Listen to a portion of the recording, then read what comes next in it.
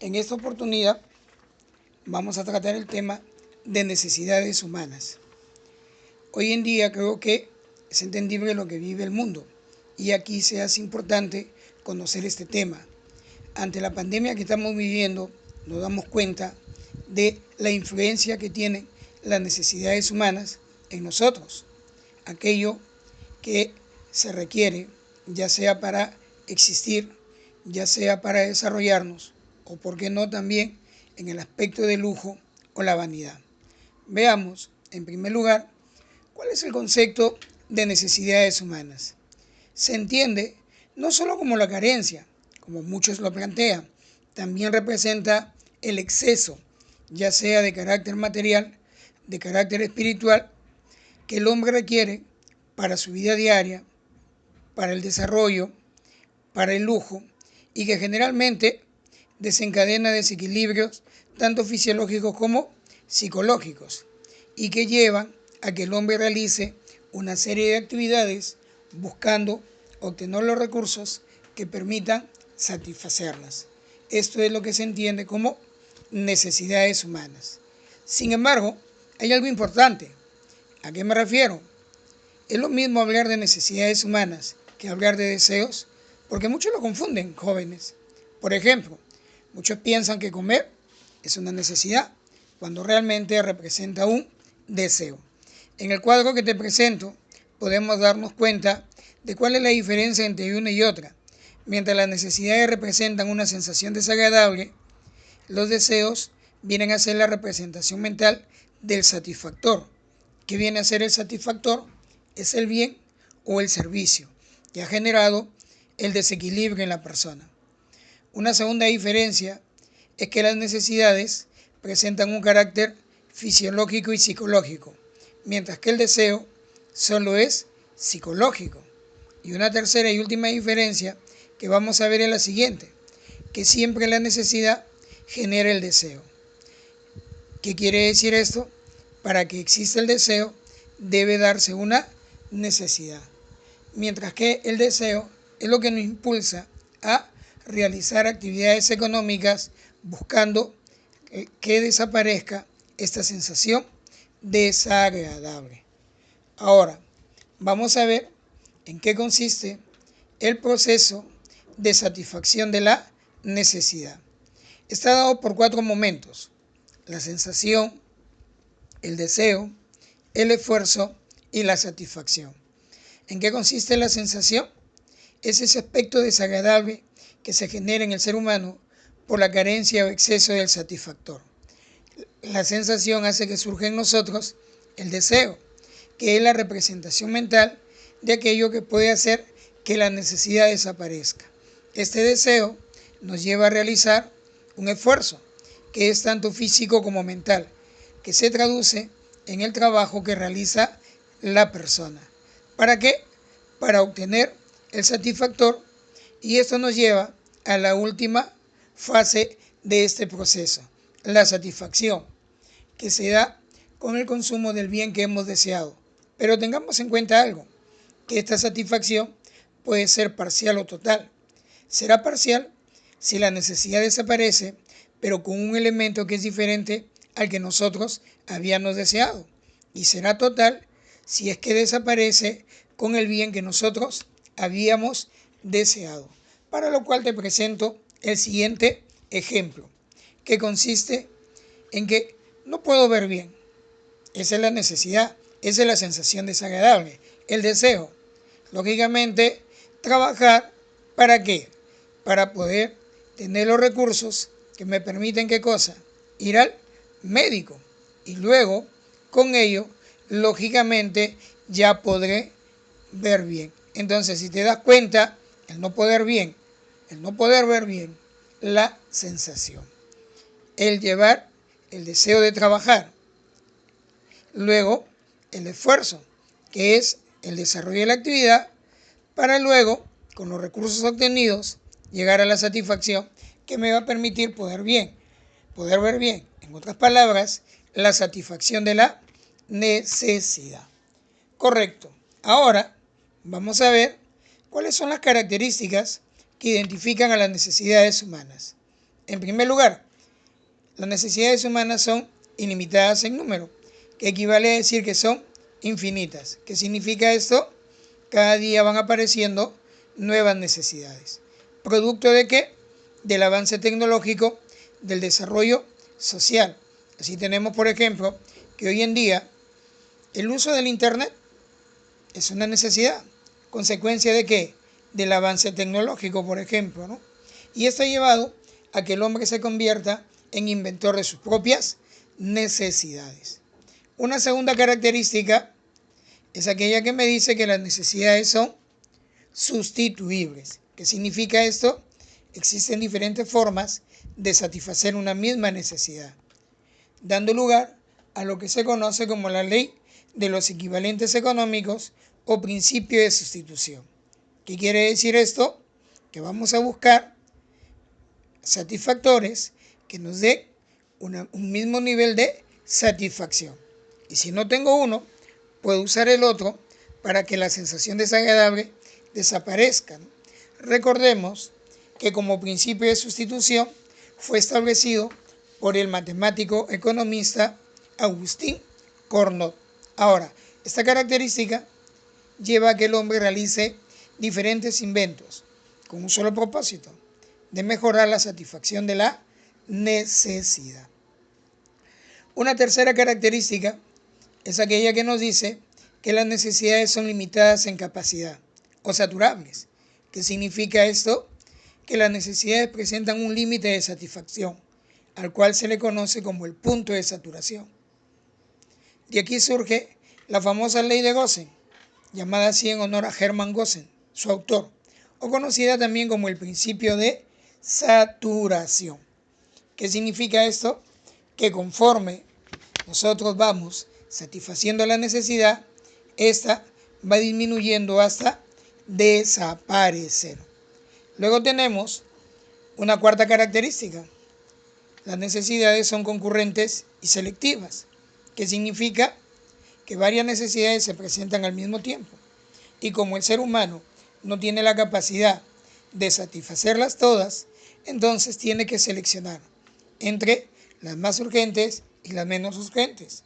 Para lo cual aplicamos, jóvenes, el famoso principio de jerarquía, lo que determina qué necesidad es más urgente para satisfacerla primero y cuál es menos urgente para satisfacerla después.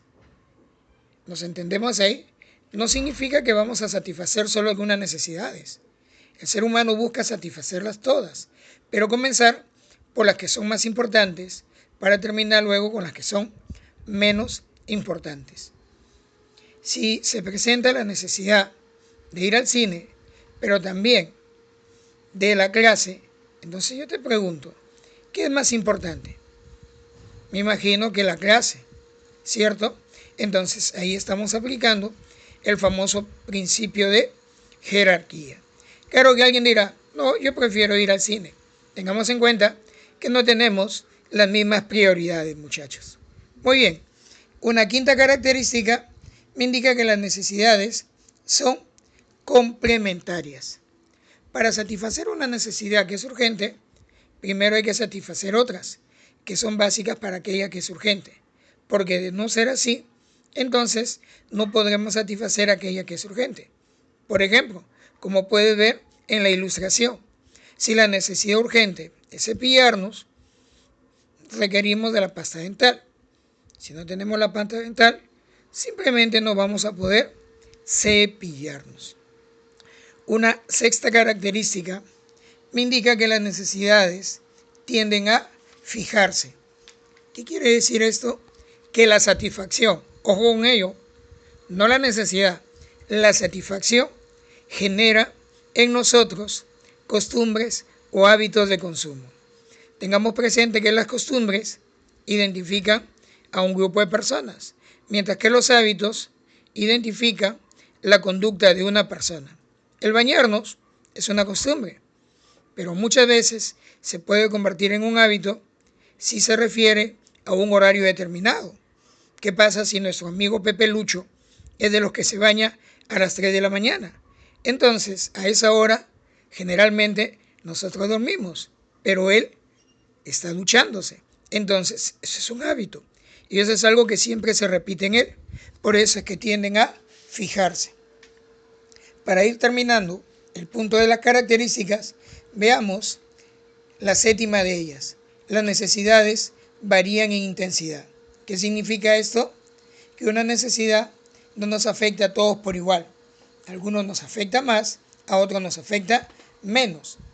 Es decir, se presentan las necesidades con diferente grado de urgencia o de intensidad en las personas. Por ejemplo, el sueño no nos afecta igual a todos, a unos más, a otros menos, definitivamente. Y por último, las necesidades son temporales. Las necesidades se presentan según la etapa de vida de las personas. Por ejemplo, en el caso de los varones, el jugar con canicas, o en el caso de las mujeres, el usar muñecas para el juego.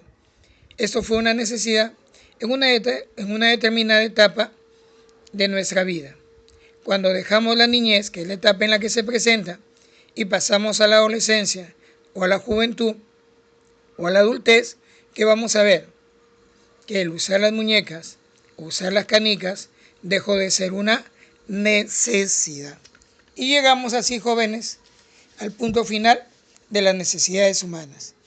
En este caso hablamos de la clasificación de las necesidades. En primer lugar, la clasificación tradicional, la que la mayoría conoce. ¿Qué tenemos en primer lugar? Las necesidades primarias. ¿Por qué se les denomina así? Porque son indispensables para la subsistencia. Eso hace de que sean impostergables en su satisfacción. ¿Qué significa? ¿Qué pasa si nosotros dejamos de satisfacerlas? Ponemos en riesgo nuestra vida. Es decir, podríamos morir. Ejemplos prácticos que nos ayudan con la ilustración que te presento: la alimentación y la vivienda. ¿Podemos dejar de alimentarnos? No.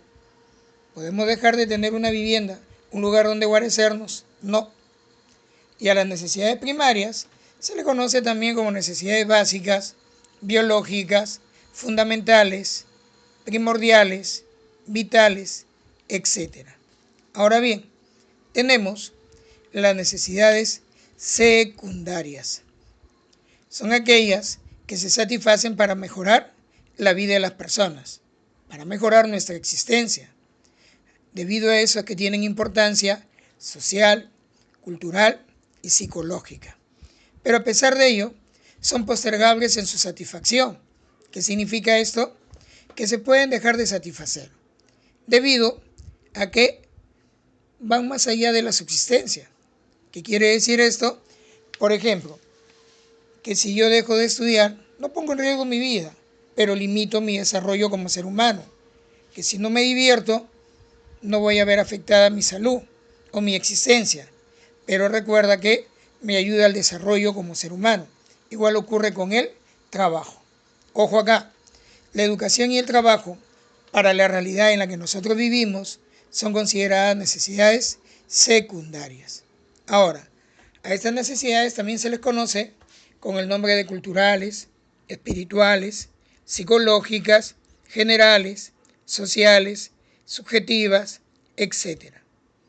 Y tenemos así la última de esta clasificación: las necesidades terciarias, aquellas necesidades que vamos a satisfacer simplemente para halagar nuestra vanidad o el lujo.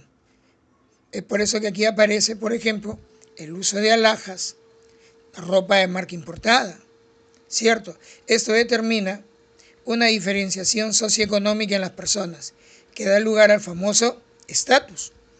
Mientras algunos iremos a la playa de Pimentel, otros pueden ir a la playa de Punta Sal, o hay quienes van a Punta Cana, o por qué no, a las playas de Marbella. Y ahí pues nos damos cuenta que lo que se busca es satisfacer esa vanidad o el lujo. A estas necesidades también se les conoce como necesidades suntuarias, superfluas o de lujo. Y pasamos a la segunda clasificación. Clasificación que es planteada por el psicólogo Abraham Maslow y se le conoce como la clasificación según la teoría de la jerarquía de las necesidades. ¿Qué significa eso? Que las necesidades presentan un determinado nivel de exigencia. Y de acuerdo a ello, realizamos actividades para lograr su satisfacción. Maslow, al presentar su clasificación, se basó en una pirámide. Y es lo que en economía muchos conocen como la famosa pirámide de Maslow, con 5 niveles. Recuerda que el sentido es ascendente, que significa las de mayor exigencia hacia la parte superior de la pirámide y las más simples en la base de la pirámide. Aquí tenemos los 5 niveles. El primero, la necesidad fisiológica, ¿cierto? Aquella que permite que nuestro organismo funcione adecuadamente, como la respiración, la alimentación, por ejemplo, o el descanso, aquello que genera la homeostasis en nuestro organismo. Un segundo nivel son las necesidades de seguridad o de estabilidad, las cuales se satisfacen buscando ¿qué cosa? Protegernos de ciertos riesgos o de ciertos peligros, como en el caso de la salud o, por ejemplo, el de contar con una vivienda. Luego, en el tercer nivel, en la parte central de la pirámide, las necesidades de afiliación, conocidas hoy en día como necesidades de pertenencia o aceptación. Las satisfacemos buscando alcanzar la integración social. Aquí tenemos el caso de la amistad, el afecto, el matrimonio, la intimidad sexual. Y llegamos al cuarto nivel de la pirámide, las necesidades de autoestima o de reconocimiento. Son aquellas que se satisfacen buscando el éxito personal en este caso. Por ejemplo, el ingreso a la universidad es una necesidad de autoestima. O por ejemplo, que yo pueda lograr mi ingreso para estudiar un doctorado. Eso forma parte de la autoestima, que va a dar lugar al reconocimiento de la sociedad por el esfuerzo que yo realizo. Pero llegamos al último nivel, las necesidades de autorrealización. En el criterio de Maslow, son las necesidades que la mayoría de personas no logran satisfacer. Son las que exigen de la persona su mayor esfuerzo, su mayor potencial, lo mejor de ellas, porque aquí lo que buscamos es trascender. ¿Qué significa?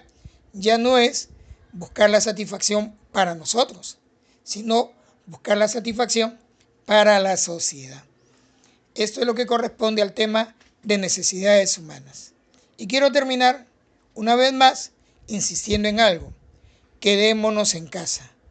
Vamos a poder salir de esta pandemia que hoy día nos toca vivir, que aparecerá en los libros de historia y que nosotros tendremos la oportunidad de leer y le diremos a las generaciones venideras: yo fui parte de esa sociedad que le tocó vivir, pero estoy vivo para contarlo y para decirles que hay que aprender a ser responsables y que cada día debemos procurar por mejorar. Chicos, hasta la próxima.